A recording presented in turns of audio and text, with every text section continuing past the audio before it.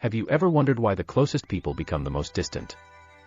Why do words that should bring us together end up hurting, and why does love, which once felt eternal, turn into a series of resentments and misunderstandings? Today, I want to tell you the story of a couple who were on the brink of divorce. Their story is not just a tale from life, it's an opportunity for each of us to look within ourselves and find answers to the questions we're afraid to ask. Anna and Alexei. A couple who were once an example to everyone. They met in university, and their relationship began with bright emotions, shared plans, and dreams. But after 10 years of marriage, their life had turned into a series of arguments, misunderstandings, and silence.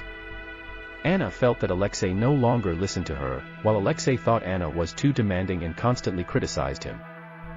Their children, 7-year-old Masha and 12-year-old Igor, became witnesses to the constant conflicts, which affected their behavior and school performance. One day, after yet another argument, Anna said, "I can't do this anymore. Let's get a divorce." Those words were the final straw. Alexei, though angry, realized he was losing the most important thing in his life.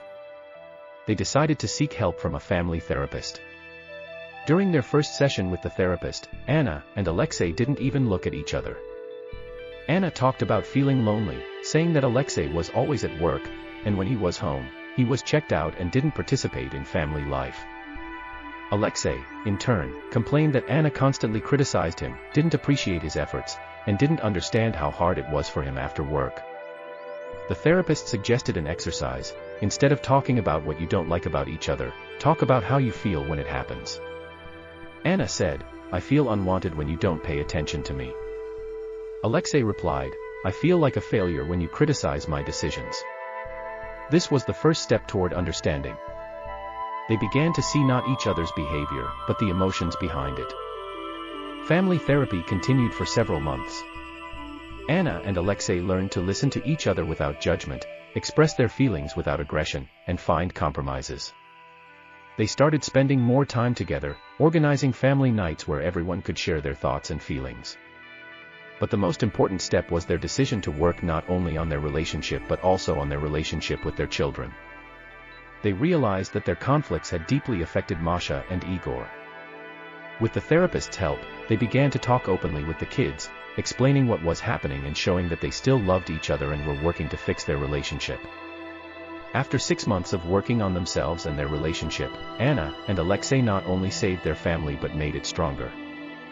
They learned to appreciate each other, make time for communication, and support one another during tough moments. Their children, seeing the changes in their parents, became more confident and calm. Now I want to turn to you. Did you see yourself in this story?